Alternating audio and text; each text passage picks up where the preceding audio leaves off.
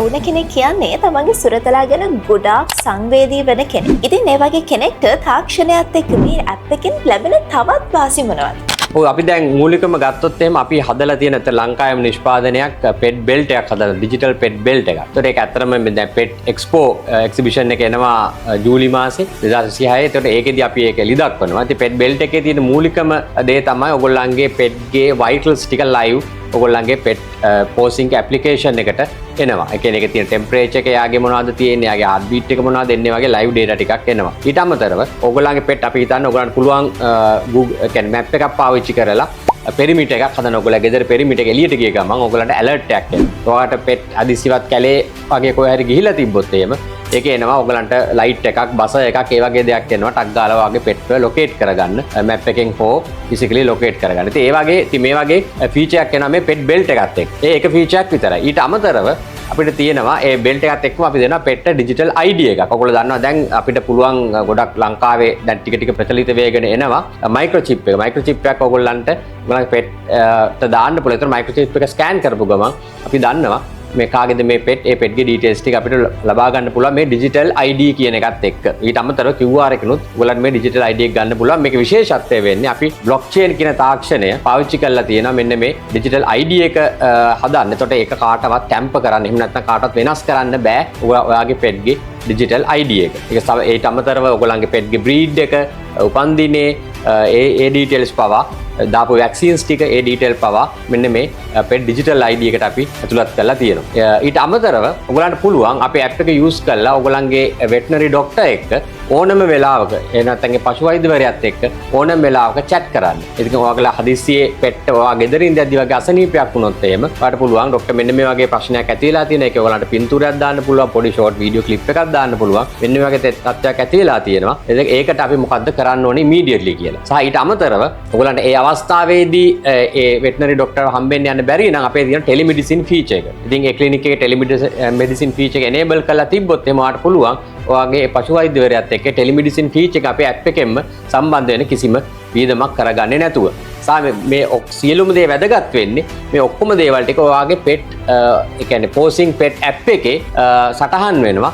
එතකොට පස්සේ කාලෙක හරි බලා ගන්න පුළුවන් ඒ ડોක්ටර්ට නැත්නම් ඔයාට බලා ගන්න පුළුවන් මොනවාද ඔයාගේ සුරතල සතා හා සම්බන්ධ ගිය විස්තර කියලා. ඊට අමතරව තියෙනවා ඔයාලා දන්නවා දැන් අපි මේ පෝසිං කියන ඇප් එක ගොඩක් මේ AI තාක්ෂණය අපි පාවිච්චි කරලා තමයි හදන්නේ. AI තාක්ෂණයේ තියෙන ගොඩක් ෆීචර්ස් එකේ තියෙනවා. ඒ ඔයාට පුළුවන් ඔයගොල්ලන්ගේ පෙට්ගේ අපි කියමු කියන්නේ සාමාන්‍ය නොවන බිහේවියර් එකක් හැසිරීමක් දැක්කොත් එහෙම ඔයාට පුළුවන් අපේ AI chat එක පාවිච්චි කරලා මෙයාට මෙන්න මේ වගේ අමුතු ආහාර ලබා ගන්නවා, තනකොළ කනවා, එහෙම නැත්නම් මේ අමුතු විදියට හැසිරෙන්න පටන් ගන්නවා.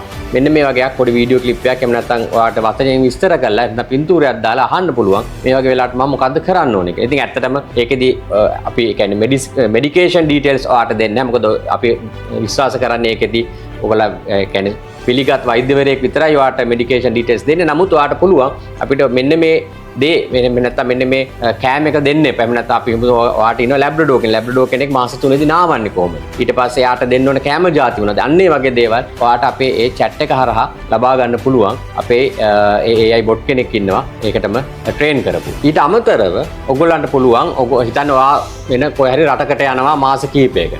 ඒතකොට ටෙම්පරලි ඔයාට පුළුවන් ඒ පෙට්ව ට්‍රාන්ස්ෆර් කරන්න වෙන ඕන කෙනෙකුට බලා ගන්න. ඔයා කෙයාට ඒක කෙනෙක් නෙමෙයි නැත්නම් පෙට් හොස්පිටල් එකක් වෙන්න පුළුවන්. හොස්ටල් එකක් වෙන්න පුළුවන්. ඒ වගේ තැනකට ඔයාව ට්‍රාන්ස්ෆර් කරන්න පුළුවන්. මේකේ විශේෂත්වය වෙන්නේ ට්‍රාන්ස්ෆර් කිරීමේදී ඔයාට පුළුවන් මේ පෙට්ගේ සම්පූර්ණ මෙඩිකල් හිස්ටරි සහ පෙට්ගේ අනෙකුත් හිස්ටරිස් එන්නේ ඒ අලුත් ඕනට ට්‍රාන්ස්ෆර් කරලා යන්න තාවකාලිකව. ඒ අදාළ කාලය ඇතුළත එයාට අදිස්සියේ දැන් ඔයා ළඟ නැහැ, ඔයා ලංකාවේ නැහැනේ.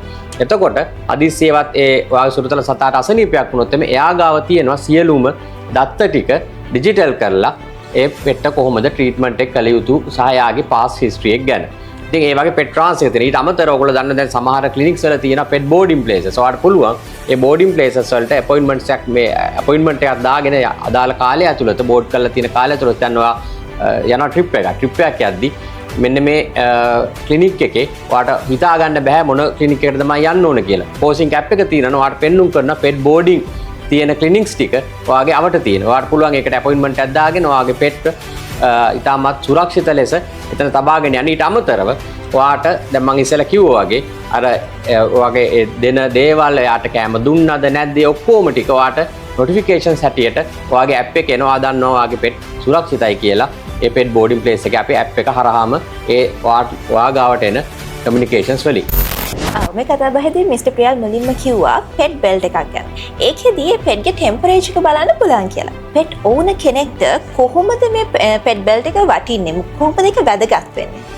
ඔය ටෙම්පරේචර් එක ගත්තොත් එහෙම ඔයගොල්ලෝ දන්නවා ඇති සාමාන්‍ය ගොඩක් සුරතල සතුන්ට මොන ලෙඩේ හැදුනත් පළවෙනි සිම්ප්ටම් එක නැත්නම් පළවෙනි රෝග ලක්ෂණය හැටියට එන්නේ යාගේ ටෙම්පරේචර් එක වැඩි වෙන. එහෙම නැත්නම් අපි සල්ල භාෂාවෙන් කියනවා උණ ගන්නවා. ඉතින් අපි සාමාන්‍යයෙන් දැන් පෙට් කෙනෙකුට එහෙම උණ ගත්තාම අපිට වගේ නෙවෙයි යාට කියන්න විදිහක් නැහැ. යාගේ බිහේවියර් එකේ සම්කිසි වෙනසක් වෙයි. නමුත් මේකෙදි වෙන්නේ උණ ඒ වගේ තත්ත්වයක් එද්දිම ඒ කියන්නේ ඒක අර අපි කියනවා ව්‍යාකූල තත්ත්වයකට යන්න ඉස්සෙල්ලා මේ උණ වැඩි වෙනවා කියන එක ඔයාට නොටිෆිකේෂන් එකක් එනවා ඔයාගේ ඇප් එක හරහා. ඒතර ඔයාට පුළුවන් ඒ රෝග තත්ත්වය වැඩි දියුණු වෙන්න ඉස්සෙල්ලාම ගිහිල්ලා ඔයාගේ පශු වෛද්‍යවරයා එහෙම නැත්නම් වෙටනරි ડોක්ටර්ව හම්බෙලා ඒකට අදාළ ට්‍රීට්මන්ට් එක ගන්න. ඒක තමයි තියෙන මූලිකම විශේෂත්වය මේ ටෙම්පරේචර් එක දැන ගැනීම. ඊට අමතරව යාගේ හાર્ට් බීට් එක ඒ දේවල් ටික පවාට තේනවා. නමුත් මම ඉස්සෙල්ලා කිව්වා වගේ පෝසිං ඇප්ලිකේෂන් එක කියන්නේ AI ඇප්ලිකේෂන් එකක්. ඉතින් ඔයාට ඒ පෙට්ගේ හිස්ටරි එක බලලා එයාට දැන් එයාගේ හાર્ට් බීට් එක වෙනස් නම් එයාගේ ටෙම්පරේචර් එක වෙනස් නම් එයාගේ හැසිරීම වෙනස් නම් ඒ ටික ඔයාට AI ඇනලිසිස් එකක් දෙනවා. මෙයාට මෙන්න මේ වගේ තත්ත්වයක් දැන් ඇති වෙගෙන එනවා. අපි වහාම වෛද්‍යවරයෙකු වෙත යන්න ඕනෑ කියන එක.